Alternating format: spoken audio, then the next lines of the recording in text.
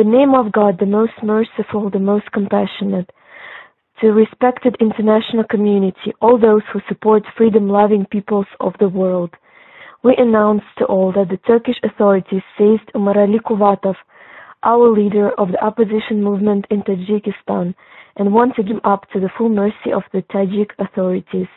We ask you to help us raise posters at the Turkish embassies around the world. We ask all freedom-loving fighters for the liberation of the oppressed peoples around the world to contribute and help us, as the fate of every nation today is one. We should learn a lesson from history and unite today. The Tajik people cannot rely on anyone except God and you, O peoples of the earth, O the fighters for the liberation of the oppressed. Today it is the turn to pay attention to one of the nations, Tajik, who has been under oppression and torture of dictatorial regime in Tajikistan for 23 years.